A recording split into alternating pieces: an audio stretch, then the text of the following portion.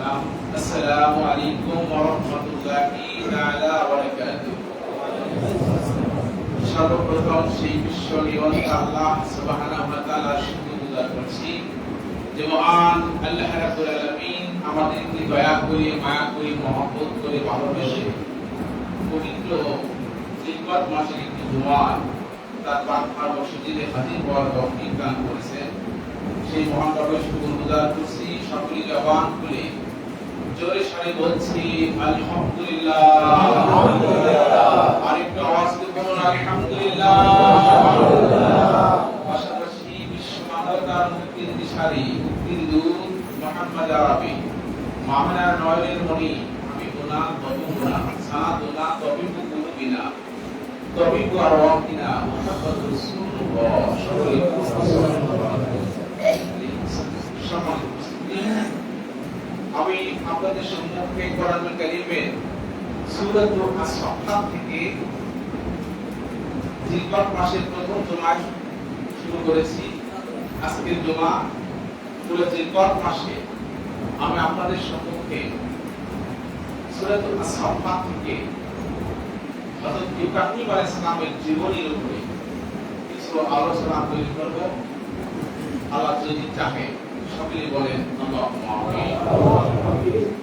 সম্মানিত উপস্থিতি, সূরাতুল আস-সাফফাত সরাসরি আলোচনায় চলে যায়, সময় একটু এলোমেলো হয়ে গেছে। সূরাতুল আস-সাফফাত এই সূরাটি আল্লাহ পাক নবীজির জীবনে নাযিল করেছেন এমন একটা সময়, এমন একটা মুহূর্তে, যে সময় রাসূল সাল্লাল্লাহু আলাইহি সাল্লামের জীবনে ছিল অশান্তি, নির্যাতন, জুলুম, আল্লাহ নবীর কষ্টের শেষ ছিল না। এমন সময় এই সূরাটি আল্লাহ নাযিল করেছে। নাযিল করে প্রিয় নবীজিকে আল্লাহ পাক বুঝিয়েছেন যে দোস্ত, আমি আপনার উপরে যে অশান্তি, দুঃখ, কষ্ট, নির্যাতন, এটা নতুন সময়। আপনার আগে অনেক এরকম নির্যাতন পয়গম্বররা সহ্য করেছে।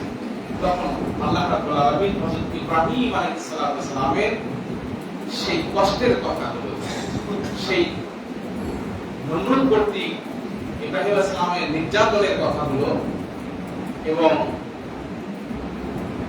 সেই কথাগুলো ধরে ধরে নবীজিকে সান্ত্বনা দিয়েছেন আর শিক্ষা দিয়েছেন আল্লাহ রাব্বুল আলামিন তার মুত্তাকিন বান্দাদেরকে যে যুগে যুগে ইসলাম যারা মানে, যারা মুসলিম, যুগে যুগে এক গুরু বাতিলেরা এই মুসলমানদের উপরে অত্যাচার নির্যাতন করবে। এই অত্যাচার নির্যাতন জুলুম সবকিছুকে উপেক্ষা করে মুসলমান কিভাবে সামনে এগিয়ে যাবে, কিভাবে মুসলমানের বিজয় হবে, তারই একটা উজ্জ্বল দৃষ্টান্ত সূরাতুল আস-সাফফাতের ভিতরে আল্লাহ পাক তুলে ধরেছেন। সম্মানিত উপস্থিতি, গত জুমায় আপনাদের সামনে যে আলোচনা করেছিলাম, কিছু কথা বলছি। ইব্রাহিম আলাইহিস সালাম আমাদের জাতির পিতা। এই কথা কি আমাদের সকলের আব্বা? এটা কোরআন দ্বারা প্রমাণ, তাই না? মিল্লাত আবিকুম ইব্রাহিম, ইব্রাহিম আমাদের সবার বাবা। বলেন সুবহানাল্লাহ। যারা মুসলিম দাবি করে তাদের সবার বাবার নাম কি? মুসলিম দাবি যারা করে তাদের সবার বাবার নাম হলো ইব্রাহিম। বলেন সুবহানাল্লাহ।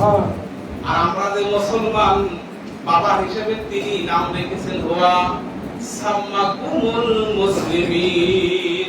আমরা যে মুসলমান, এই নাম স্বয়ং ইব্রাহিম আলাইহিস সালাম রেখেছেন। বলেন সুবহানাল্লাহ। আমরা আমাদের সন্তান হলে নাম রাখবো, রাখবো না?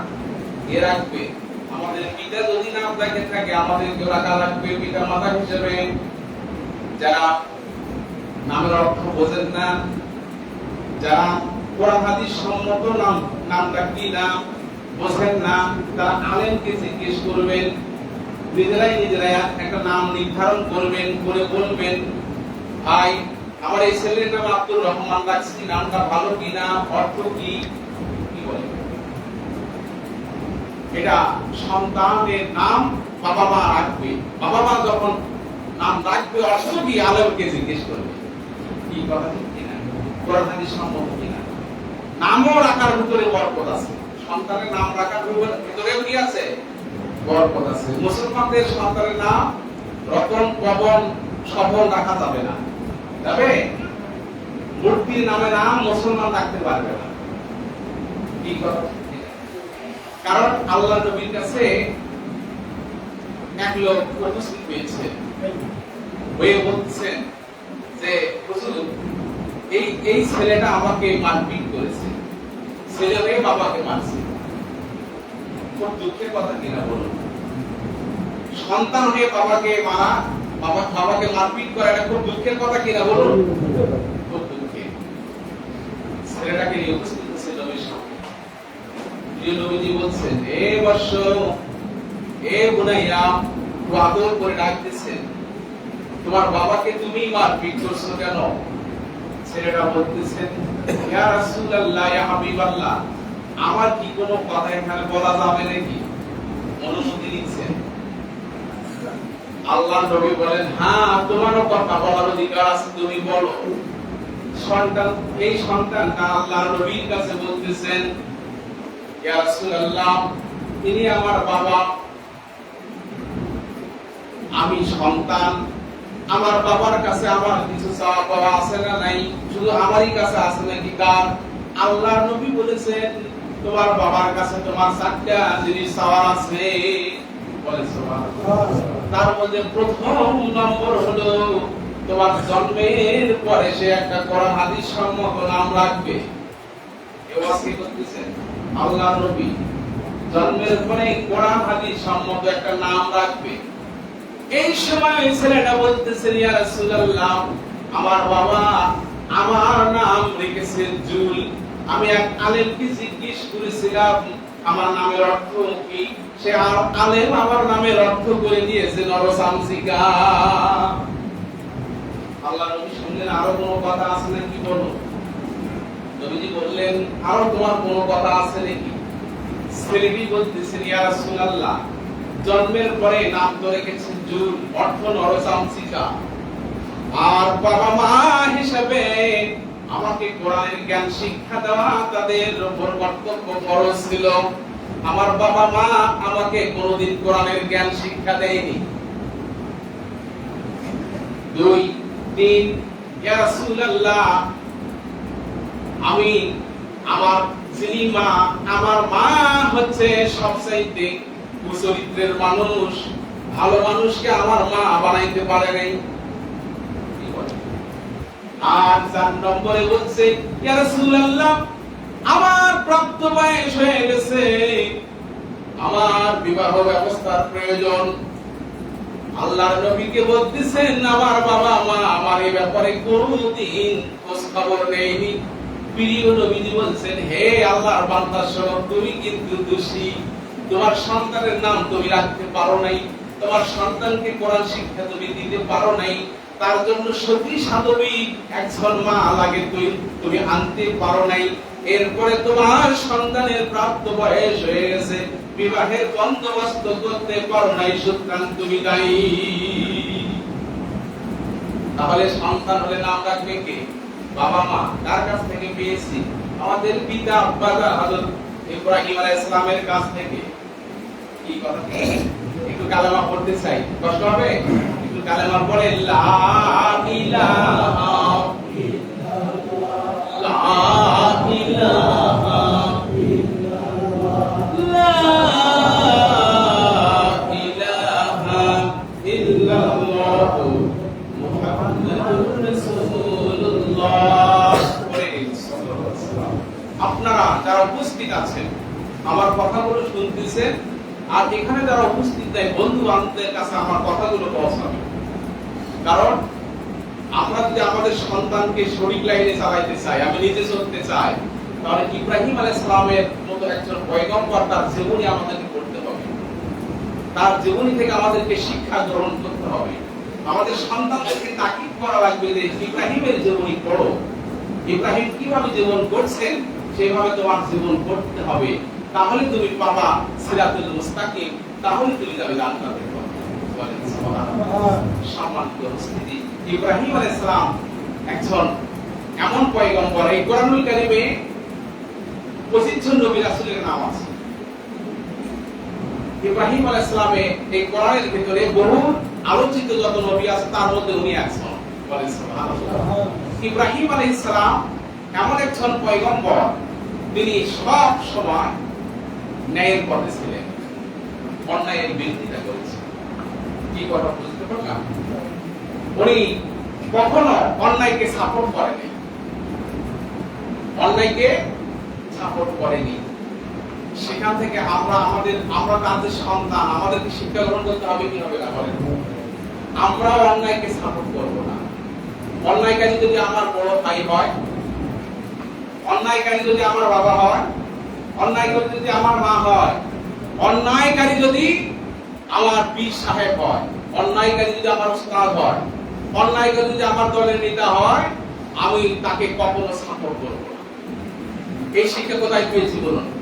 ইব্রাহিম আলাইহিস সালাম দিয়েছেন। বাবাকে ছাড়েনি, ঠিক বাবাকেও ছাড়েনি। এরপর আসুন, ন্যায় ইনসাফকারী ব্যক্তি দেখতে যদি সুন্দর না হয়, কুৎসিত দেখতে সুন্দর নয়, কিন্তু ন্যায় ইনসাফ কায়েম করতে পারে, ন্যায় ইনসাফের পথে আছে, সে কুৎসিত হলেও, তার চেহারা সুন্দর না হলেও আমরা তাকে সাপোর্ট করব। এই শিক্ষা কার কাছ থেকে পেয়েছি বলুন? ইব্রাহিম আলাইহিস সালামের কাছ থেকে আমরা এই শিক্ষা পেয়েছি। আল্লাহ তৌফিক দিন আমাদেরকে এগুলো মানার জন্য। সম্মানিত উপস্থিতি, ইব্রাহিম আলাইহিস সালাম মাকে বলছিলেন, গত দোয়ায় বলছি, বলি রে, মাকে বলছেন, মা আমার খোদাকে। মা বলছেন, বাবা তোমার প্রশ্নের উত্তর দেওয়া খুব কঠিন, তুমি যে প্রশ্ন করেছ প্রশ্নের উত্তর দেয়া খুব কঠিন, তারপরে আমি দিচ্ছি সব। বাবা তোমার খোদা, আমি তোমার মা, আমি তোমার খোদা, কারণ আমি তোমাকে প্রসব করেছি, তোমাকে দুধ পান করাইছি, তোমার প্রসাব পায়খানা পরিষ্কার করেছি, আমি তোমার খোদা। বলুন নাউযুবিল্লাহ। ইব্রাহিম আলাইহিস সালাম বলেন, মা আপনি যদি আমার খোদা হন তাহলে আপনার খোদা কে? ইব্রাহিম আলাইহিস সালামের মা বলতেছেন, বাবা তোমার বাবা আমার ভরণ পোষণ দেয়, আমার সার্বিক দায়িত্ব পালন করে, তোমার বাবা আজর হলো আমার খোদা। বলুন নাউযুবিল্লাহ। ইব্রাহিম আলাইহিস সালাম বলেন, নাসারা বান্দা খুব ব্রেডি মানুষ, নাসারা বান্দা।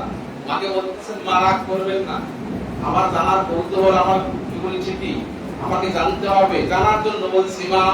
মা আমার বাবার খোদাকে।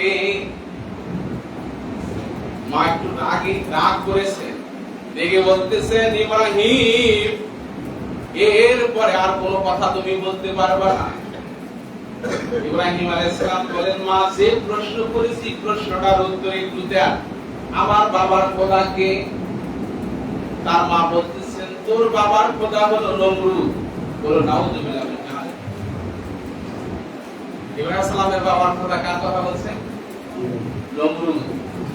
ইব্রাহিম আলাইহিস সালাম বলতেছেন, মা বারবার বলতেছেন, ইব্রাহিম থেমে যাও, পাগল থামতে পারি না, যার কৌতূহল। বাবার খোদা যদি নমরুদ হয়, নমরুদের খোদাকে?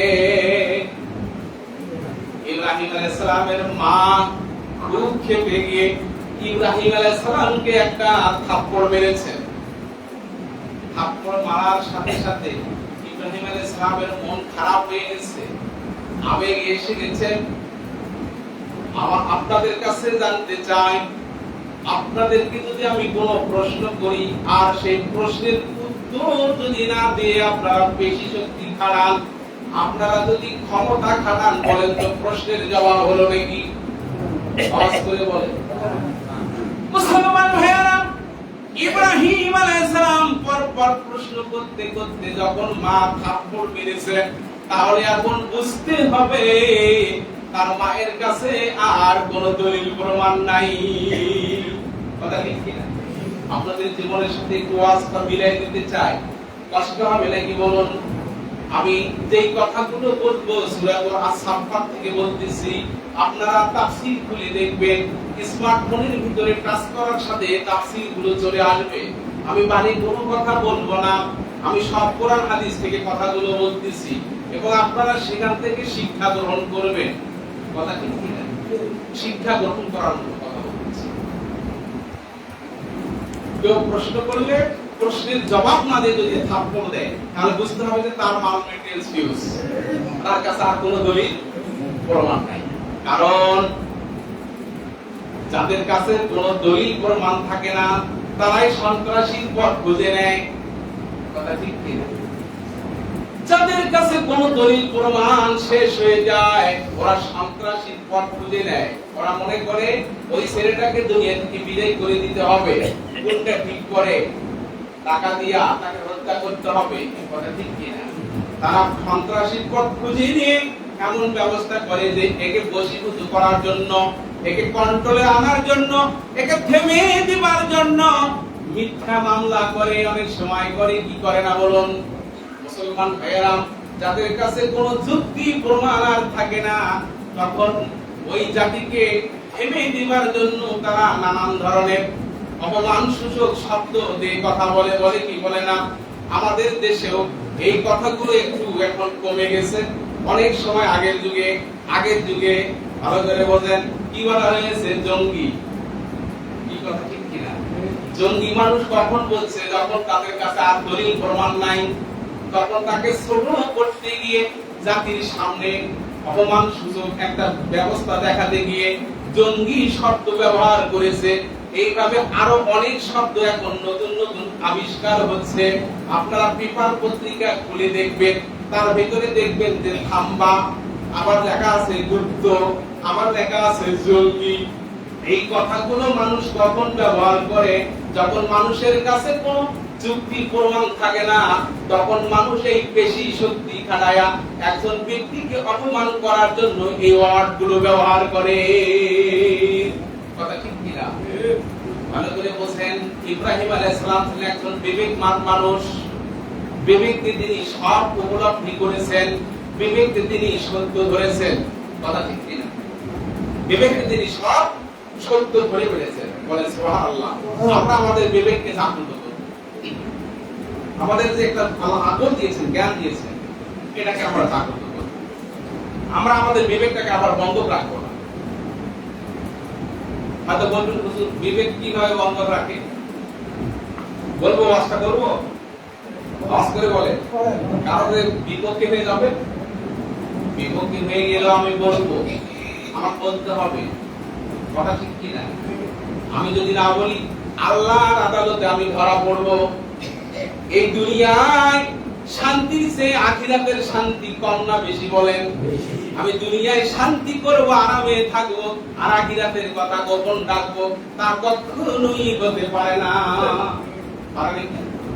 মুসলমান ভাইয়েরা, ভালো করে বলেন, আমরা বিবেক অনেকই বন্ধক রাখি। যদি বন্ধক বিবেক নাই রাখি, আমার নেতা যদি ভুল করে, আমি নেতার ভুল ধরি না। কি বল? আমি যে পীর সাহেবের কাছে মুরিদ হয়েছি, পীর সাহেব যদি ভুল করে, আমি মুরিদ হিসেবে আমি ধরি না। অথচ ইব্রাহিম আলাইহিস সালাম দেখেন কি শিক্ষা দিয়ে গেছেন জাতিকে। ও জাতির লোকেরা, আমি আমার বাবাকে ধরলাম, বাবাকে ছাড় দিলাম না। তোমরাও অন্যায় যারা করবে, যারা দোষী হবে, তাদেরকেও তোমরা সাপোর্ট করবা না, বিবেক খাটিয়ে কাজ করবে। কথা ঠিক কিনা? মুসলমান ভাইয়েরা, পীর সাহেব যদি অপরাধ করে, আল্লাহ এই কোরআনের ভিতরে বলছেন, কুল্লিল মুমিনিনা ইয়াকুদ্দু মিন আবসারিহিম ওয়া ইয়াহফাযু ফুরুজাহুম যালিকা আযকা লাহুম ইন্নাল্লাহা খাবীরুম বিমা ইয়াসনাউন। আল্লাহু আকবার। এই কোরআনের ভিতরে আল্লাহ পর্দার কথা বলছেন। পর্দা সম্পর্কিত একটা আয়াত আপনাদের মাঝে বললাম। মুসলমান ভাইয়েরা, এই পর্দা করা মুসলমানদের উপর সুন্নাত না নফল না ফরজ? আওয়াজ করে বলো। এই পর্দা করা মুসলমানদের জন্য ফরজ। ফরজ কিনা? ফরজ আইন, ফরজ। কিন্তু আমাদের দেশে কিছু মানুষ এমন বিবেকে কাজ করে, মনে হয় তার বিবেকটা পীরের কাছে বন্ধক রেখেছে। আমি সব পীরের সমালোচনা করি না, আমি পীরকে পছন্দ করি, পীর আমি ভালোবাসি, পীরেরা ভালো মানুষ। কিন্তু যে সমস্ত পীরেরা বেপরোয়া বেপরোয়া শিরক কুফরিতে ভরপুর, আমি তাদেরকে পছন্দ করি না, এমনকি আমি তাদের ধারের কাছেও থাকি না। কথা কি বোঝাতে পারলাম? মুসলমান ভাইয়েরা, আমাদের দেশে অনেক পীর মাশায়েখ আছে, তারা মুরিদের কাছ থেকে পা টিপে নেয়, গা টিপে নেয়। আপনি পুরুষ মানুষের কাছ থেকে যদি এই খেদমতটা করে নেন পর্দার সাথে, আপনার সদর ঢেকে যদি করে নেবেন, পুরুষের কাছ থেকে আপনি পুরুষ মুরিদের কাছ থেকে নিতে পারেন, পারেন কিনা? পারেন। খেদমতে আল্লাহ রাজি হয়, এই সেন্সে করতে পারে। কিন্তু আপনি এমন মুরিদ হলেন, আপনার পীর সাহেবের কাছে আপনার বিবেকটা কেন বন্ধক রাখলেন? আপনার বউ দ্বারা, আপনার মেয়ে দ্বারা কেন পীরের পা টিপে দেন, পীরের গা কেন আপনি টিপে দেন? এমন নজির এই বাংলাদেশে অনেক আছে। কথা কি বললাম? আমি কি বলতেছি নাকি? একটা কথা বলবো না, হয়তো বলবেন হুজুর প্রমাণ দেখাতে পারবেন নাকি? আমি কি এই জায়গায় প্রমাণ দেখাতে পারবো নাকি? আপনি যদি প্রমাণ চান, আমি যেই দিন ধরবো সেই দিন আপনাকে দেখাতে পারবো, কারণ অহরহ প্রমাণ আছে এগুলোর ব্যাপারে। মুসলমান ভাই, ইব্রাহিম আলাইহিস সালাম আমাদের জাতির পিতা। ইব্রাহিমের সুন্নাহ যদি আপনার ভিতরে না থাকে, ইব্রাহিম আলাইহিস সালাম বিবেক খাটিয়ে কাজ করেছেন, আমাদেরকে বিবেক খাটিয়ে কাজ করতে হবে। আপনার বিবিকে দিয়ে, মেয়েকে দিয়ে পীরের মুরিদ করাবেন, করান, সমস্যা নেই, কিন্তু শরীয়তের পর খেলাফ করবেন না।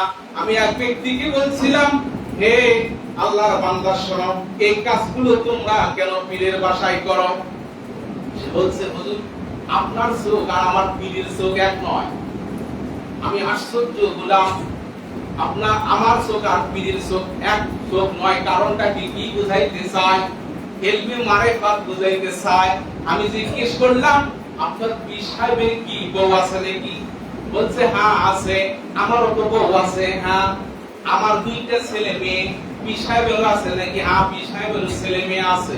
তাহলে পীর সাহেবের বউ আছে, পীর সাহেবের ছেলে মেয়ে আছে, আমারও বউ আছে, আমারও ছেলে মেয়ে আছে। আমার চোখ পীর সাহেবের চোখ আলাদা হলো কিভাবে? চোখ তো আমি একই দেখতেছি, কথা ঠিক কিনা? পীরের চোখ আমার চোখ যদি এক না হইতো, পীর সাহেব বিয়েই করতো না। কি বলে? পীর সাহেবের বাচ্চাই হতো না। সুতরাং এইরকম আজগবি কথাগুলো না বলে থেমে যান, বিবেক খাটিয়ে কাজ করেন। ইব্রাহিমের বিবেক, ইব্রাহিম আলাইহিস সালাম যেভাবে বিবেক দিয়ে এই জাতিকে দুনিয়াতে সিরাতুল মুস্তাকিম পথ দেখে গেছেন, ঠিক সেইভাবে আমাদের বিবেক চালিয়ে যেতে হবে, কথা ঠিক কিনা? একটু কালেমা পড়ে, লা ইলাহা ইল্লাল্লাহ, আওয়াজ করে লা ইলাহা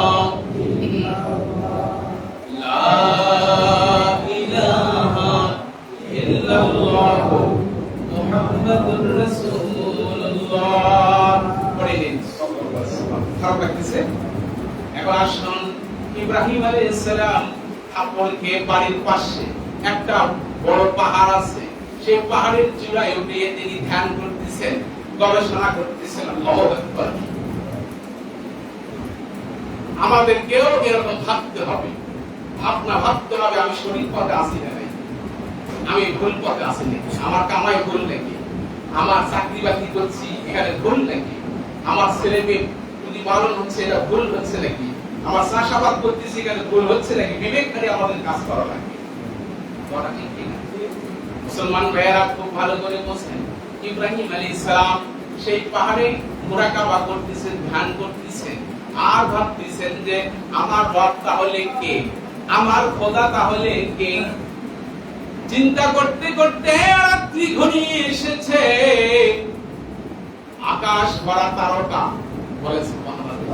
বিশাল এক সিনারি দেখে বলতেছেন, মনে হয় ওই চাঁদটা আমার আল্লাহ, চাঁদটা আমার খোদা, ওই নক্ষত্ররাজি মনে হয় আমার খোদা। ভাবতে ভাবতে রাত ভোর হয়ে গেছে, আর কিছু দেখা পায় না। পূর্ব গগনে দেখে বিশাল লাল হয়ে একটা সূর্য উদয় হচ্ছে।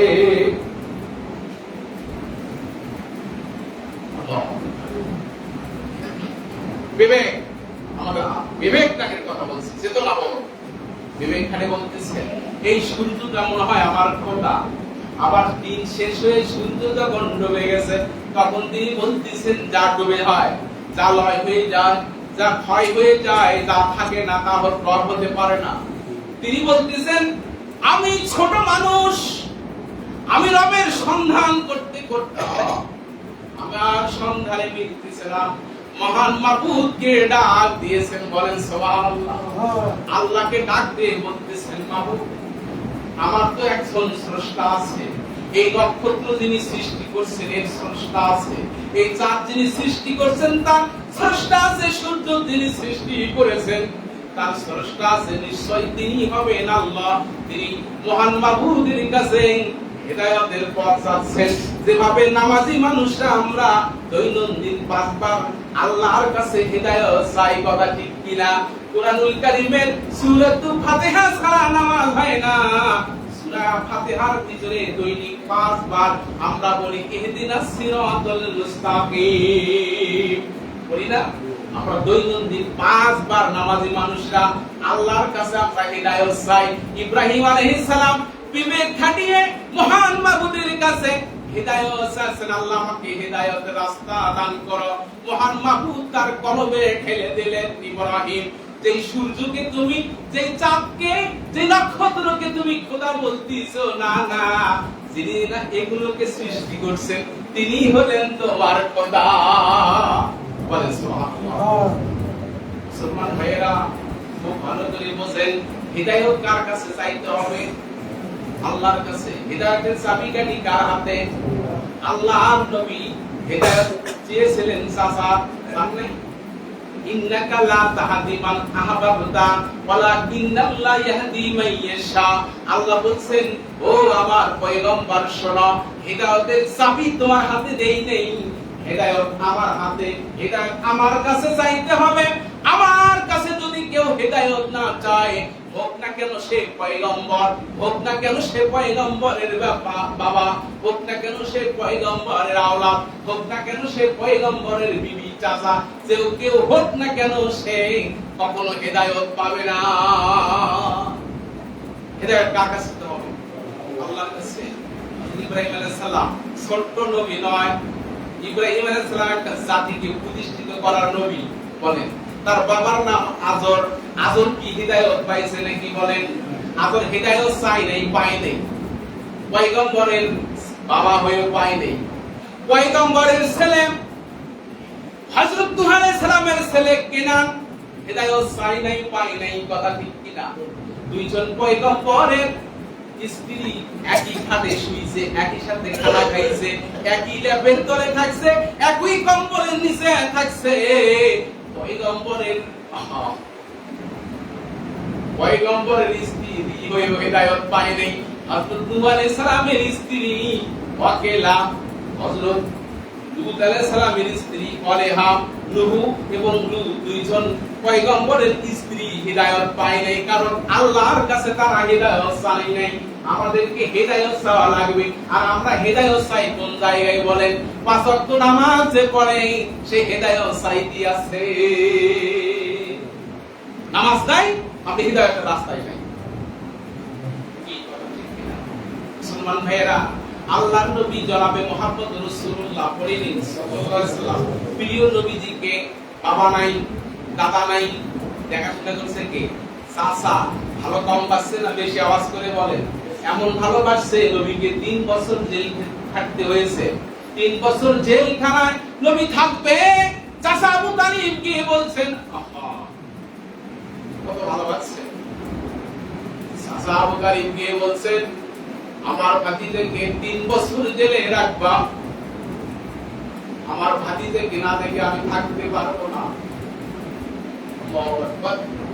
সে চাই তিনি হযরত মুহাম্মদ সাল্লাল্লাহু আলাইহি সাল্লামের সাথে 3 বছর জেল কেটেছেন। কম ভালোবাসা নাকি? কি বলে? আল্লাহর নবী বলেছেন চাচা কালিমাতান মাত্রাতান ওয়াহিদাতান, চাচা একবার হলেও কালেমাটা পড়েন, একবার হলেও কালেমাটা পড়েন চাচা, একবারও যদি পড়েন আমি আল্লাহ আদালতে আপনার ব্যাপারে কথা বলতে পারবো না। আবু তালিব বলছে ভাতিজা তোমাকে যে মায়া করেছি, তোমাকে যে স্নেহ দিয়েছি, ভালোবাসা দিয়েছি, তোমার ধর্ম প্রচারে সহযোগিতা করেছি, ভাতিজা যাই কিছু কও আমার বাবার ধর্মে থেকে আমি চলে যেতে চাই। বলে নাউযুবিল্লাহ, বাবার ধর্মে থেকে হিদায়াত চাই নাই, নবীর চাচা হয়ে হিদায়াত পাই নাই। হযরত ইব্রাহিম আলাইহিস সালাম আমাদের জাতির পিতা, ছোট্ট মানুষ তখন ওই পাহাড়ের চূড়ায় উঠে আল্লাহর কাছে হিদায়াত চেয়েছেন। আল্লাহ তাকে হিদায়াতের রাস্তায় তুলে দিয়ে একেবারে পয়গম্বর বানিয়ে দিয়েছেন। বলেন সুবহানাল্লাহ। সময় তো শেষ। আল্লাহ পাক সাহিত্য ইব্রাহিম আলাইহিস সালামের জীবনীর উপরে আপনাদেরকে আমি কুরবানি পর্যন্ত যে যে বিষয়গুলো জানা দরকার জানাবো। কষ্ট হবে কি? আল্লাহ পাক সাহিত্য আজকে যে আলোচনা রাখছি এর থেকে শিক্ষা গ্রহণ করার তৌফিক দান করুন এবং যারা সুন্নাত পড়েনি তাদের জন্য